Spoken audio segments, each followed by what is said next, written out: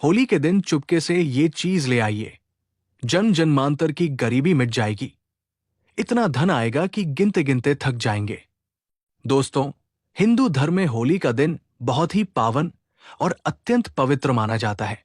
इस दिन भगवान विष्णु ने हिरण्यकश्यप जैसे अत्याचारी राक्षस का अंत किया था और इसी अवसर पर उसकी बहन होलिका का दहन भी हुआ था। यही कारण है कि हर वर्ष होली खेलने से पहले होलिका दहन अवश्य किया जाता है। सबसे महत्वपूर्ण बात ये मानी जाती है कि इसी दिन माता लक्ष्मी की विशेष कृपा भी प्राप्त हो सकती है। कहा जाता है कि यदि होली के दिन भगवान विष्णु की थोड़ी सी भी विधि पूर्वक पूजा और साधना कर ली जाए तो उनका आशीर्वाद मिलता है, ग्रह नक्षत्र अनुकूल होने लगते हैं और जीवन के निर्णय लाभदायक सिद्ध होते हैं। दूसरी ओर माता लक्ष्मी की सच्चे मन से पूजा करने से धन संबंधी परेशानियां धीरे धीरे समाप्त होने लगती है। होलिका दहन के दिन एक विशेष पूजा साधना करने का विधान बताया जाता है। इस दिन किसी विशेष वृक्ष की जड़ लाने की मान्यता भी कही जाती है। ऐसा करने से नवग्रह अनुकूल होते हैं, दुर्भाग्य कम होता है और जीवन में सकारात्मक परिवर्तन आने लगते हैं। होली वाले दिन माता लक्ष्मी की पूजा करने की भी परंपरा कही जाती है, जिससे धन, समृद्धि और स्थिरता का आशीर्वाद प्राप्त हो सकता है। यदि आप चाहते हैं कि भगवान विष्णु और माता लक्ष्मी की कृपा आपके परिवार पर बनी रहे, तो श्रद्धा, सदाचार और सकारात्मक कर्म को अपनाना आवश्यक माना जाता है। धार्मिक मान्यताओं के अनुसार ईश्वर की सच्चे मन से की गई प्रार्थना मन को शांति देती है और सही दिशा में आगे बढ़ने की प्रेरणा देती है।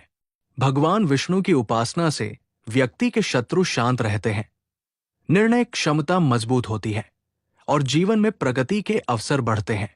वहीं माता लक्ष्मी की पूजा से आर्थिक संतुलन, संतोष और परिश्रम का फल मिलने की मान्यता कही जाती है।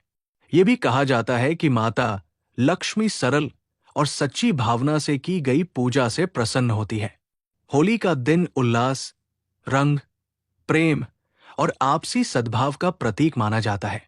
इस दिन यदि श्रद्धा से पूजा की जाए, सकारात्मक संकल्प लिए जाएं और अच्छे कर्मों का संकल्प किया जाए तो जीवन में सुख, शांति और समृद्धि आने की संभावना बढ़ती है। होलिका दहन के दिन प्रातः स्नान करके स्वच्छ वस्त्र पहनना, पीपल जैसे पवित्र वृक्ष को जल अर्पित करना तथा घर में दीपक जलाकर ईश्वर का स्मरण करना शुभ माना जाता है। ओम नमो भगवते वासुदेवाय नमः जैसे मंत्रों का शांत मन से जप करने से मानसिक स्थिरता और सकारात्मक ऊर्जा मिलती है। अब आप चाहते हैं कि आपके साथ आपके नवग्रहों, आपके राहु केतु शांत रहें, तो जो आपको बता रहे हैं वो अवश्य कर लीजिएगा। आपको दोस्तों अपराजिता का पौधा ढूंढना है। अपराजिता के पौधे की जड़ प्राप्त करनी है। इसकी जड़ आप सूर्यास्त से पहले या सूर्यास्त के बाद लें, लेकिन 3 मार्च को अवश्य लें। जड़ को तोड़कर लाना है। इसको घर पर लाने के बाद आपको गंगा जल से अच्छी तरीके से धो लेना है। अब आपको पूजा घर पर जाना है।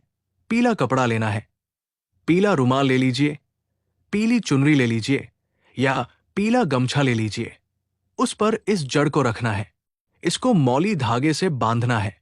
अब आपको भगवान विष्णु जी को याद करना है। उनका बीज मंत्र 101 बार बोलना है। पीले कपड़े को हाथ में रखकर बीज मंत्र बोलें, ओम नमो भगवते वासुदेवाय नमः। इस मंत्र को बोलने के बाद इस पीले कपड़े को अपने घर की छत पर रख दें। घर की छत पर इसलिए रखना है क्योंकि मान्यता है कि राहु केतु का प्रभाव ऊपर से आता है।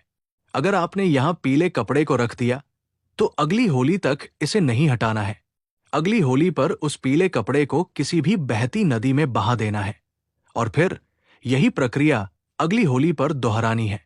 इतना अगर आप कर लेते हैं तो भगवान विष्णु जी के आशीर्वाद से आपके राहु केतु शांत होंगे, आपके नवग्रह अनुकूल होंगे, आपके तारे आपका साथ देंगे और आप जीवन में जो भी निर्णय लेंगे उससे आपको लाभ होगा, फायदा होगा और आप अपने जीवन में तरक्की करेंगे।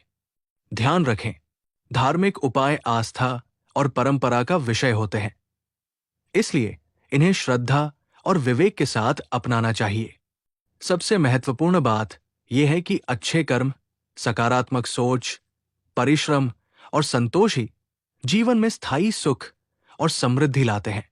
यदि आप अपने और अपने परिवार के कल्याण की कामना करते हैं, तो होली के इस पावन अवसर पर प्रेम, सद्भाव, संयम और सकारात्मक संकल्प को अपनाएं। यही सच्चा उत्सव है और यही वास्तविक समृद्धि का मार्ग भी माना जाता है।